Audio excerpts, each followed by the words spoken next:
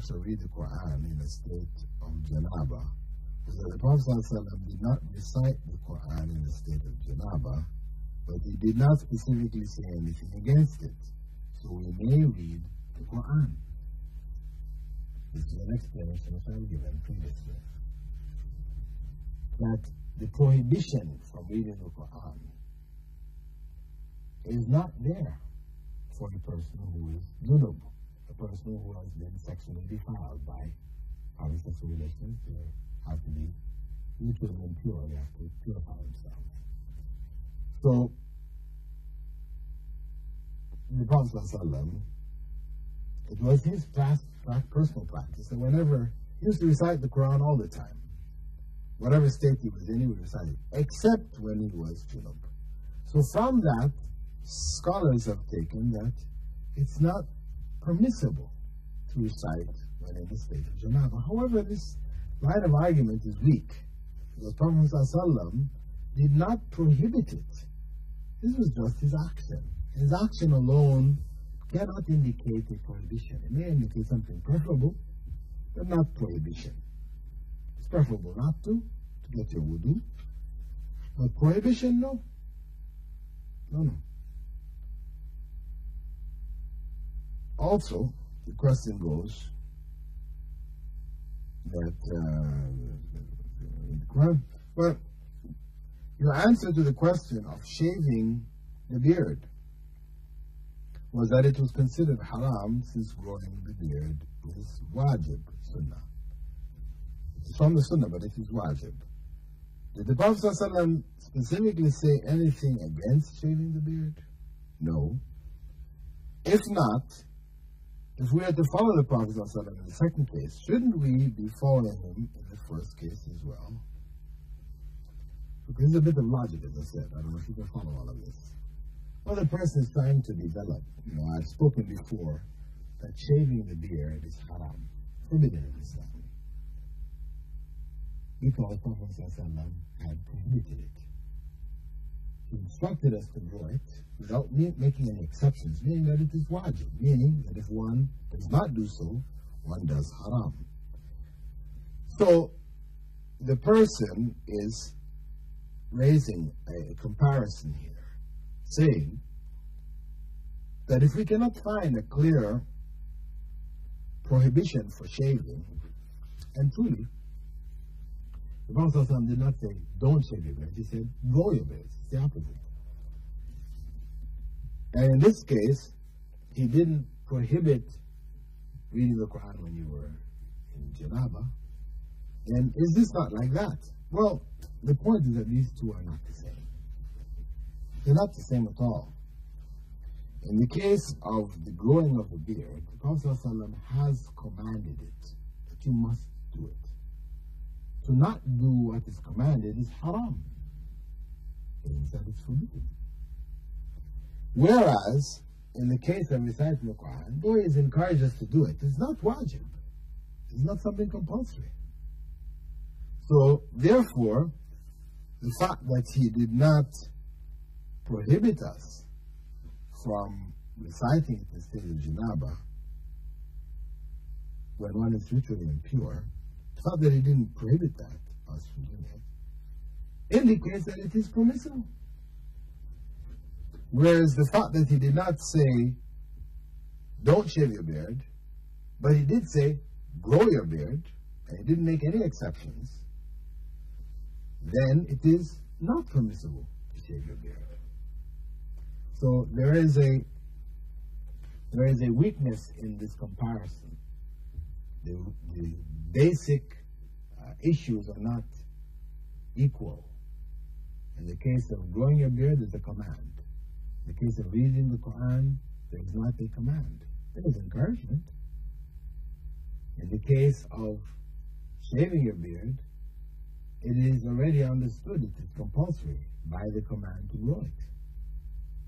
Whereas in the case of not reading the Quran, it indicates that it is better not to, by the action of the Prophet ﷺ, but it doesn't indicate that it is prohibited.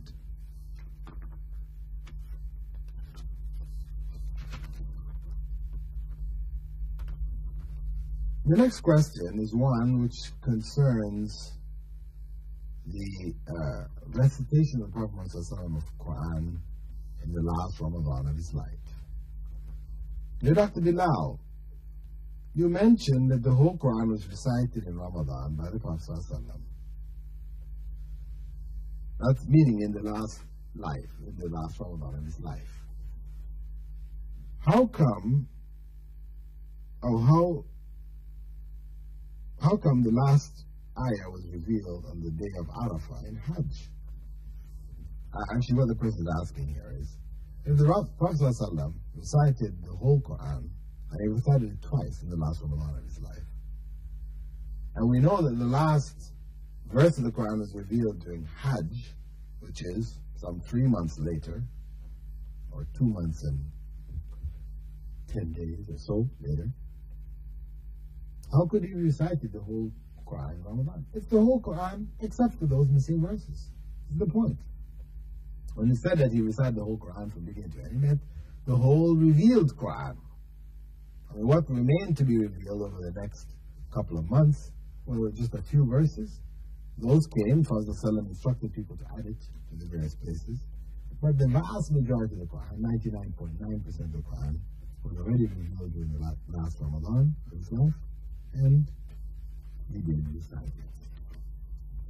Next question. Assalamu alaikum, dear Dr. Bilal.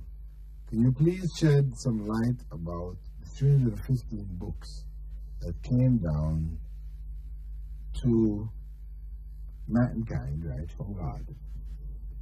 Is this figure mentioned in the Quran, 315? Jazakallah khairah. Well, Prophet ﷺ had informed us, it's actually in the Sunnah, that Allah sent 124,000 prophets to humankind. Of these, only 25 are mentioned in the Quran. 124,000 prophets. Now, all of them were sent with the same message: to worship Allah and to avoid the worship of false gods.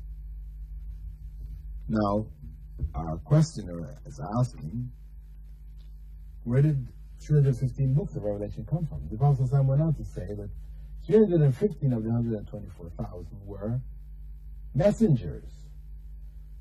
And the definition of a messenger, as distinct from a prophet, is fundamentally that he had a book of Revelation.